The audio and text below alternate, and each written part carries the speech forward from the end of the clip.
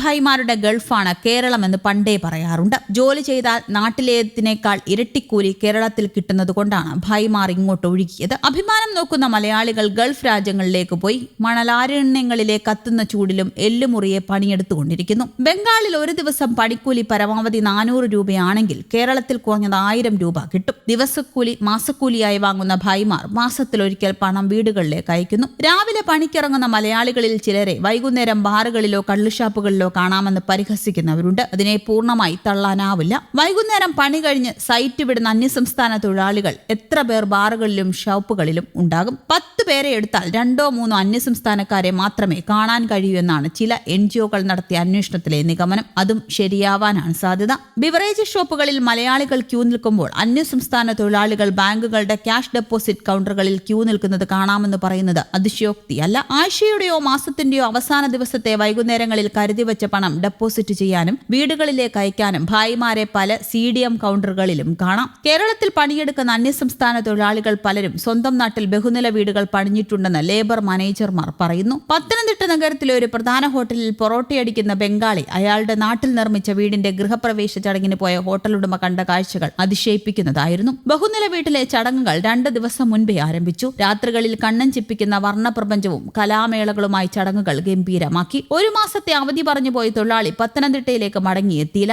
ഇനി വരുന്നില്ലെന്നാണ് ഹോട്ടലുടമയെ അറിയിച്ചിരിക്കുന്നത്. ഇത് ഒറ്റപ്പെട്ട കാര്യമല്ല. ബംഗാളിലും ആസാമിലും അടുത്തിടെ നടന്ന നിയമസഭാ തെരഞ്ഞെടുപ്പിൽ വോട്ട് ചെയ്യാൻ പോയ പല തൊഴിലാളികളും കേരളത്തിലേക്ക് മടങ്ങി വരുന്നില്ല. തൊഴിലാളികൾ വൻതോതിൽ കുറഞ്ഞതിനാൽ ഹോട്ടൽ നിർമ്മാണ മേഖലകളിൽ തളർച്ച നിലനിൽക്കുകയാണ്. സംസ്ഥാനത്തെ അന്യസംസ്ഥാന തൊഴിലാളികളിൽ 58% ബംഗാളികളും ആസാമികളാണെന്നാണ് രജിസ്ട്രേഷൻ വകുപ്പിന്റെ കണക്ക്. റോഡ് കെട്ടിടം നിർമ്മാണങ്ങളിലും ഹോട്ടൽ ജോലികളിലും 70% തൊഴിലാളികൾ അന്യസംസ്ഥാനക്കാരാണ്. ഇക്കഴിഞ്ഞ ഏപ്രിലായിരുന്നു ബംഗാൾ അസം നിയമസഭാ തെരഞ്ഞെടുപ്പ്. വോട്ട് ചെയ്തില്ലെങ്കിൽ വോട്ടർ പട്ടികയിൽ നിന്ന് പുറത്താകുമെന്ന് നാട്ടിൽ നിന്ന് അറിയിച്ചതിനെ തുടർന്നാണ് പതിവില്ലാതെ തൊഴിലാളികൾ വോട്ട് ചെയ്യാൻ പോയത്. ഫലം വന്ന് പുതിയ സർക്കാരുകൾ അധികാരമേറ്റിട്ടും തൊഴിലാളികൾ തിരിച്ചു വരുന്നില്ല. അന്യസംസ്ഥാന തൊഴിലാളികൾ മടങ്ങി വരാത്തതിനാൽ നിർമ്മാണ ജോലികൾ മിക്കതും മുടങ്ങി. പലരെയും ഫോണിൽ വിളിച്ചെങ്കിലും കേരളത്തിലേക്ക് വരാൻ താല്പര്യമില്ലെന്ന് അറിയിച്ചെന്ന് കരാറുകാർ പറയുന്നു. പത്തനംതിട്ടയിലെ നിർമ്മാണ മേഖലയിലെ ഒരു കരാറുകാരന് കീഴിൽ 25 ബംഗാളി തൊഴിലാളികളാണ് ഉണ്ടായിരുന്നത്. വോട്ട് ചെയ്യാൻ പോയ ഇവർ മടങ്ങി വരാത്തതിനാൽ ഏറ്റെടുത്ത ജോലികൾ മുന്നോട്ട് കൊണ്ടുപോകാൻ കഴിയുന്നില്ല. മലയാളികളും തമിഴ്നാട്ടുകാരുമായി ഇപ്പോൾ 12 പേർ മാത്രമാണ് തൊഴിലാളികളായി ഉള്ളത്. ബംഗാൾ, ആസാം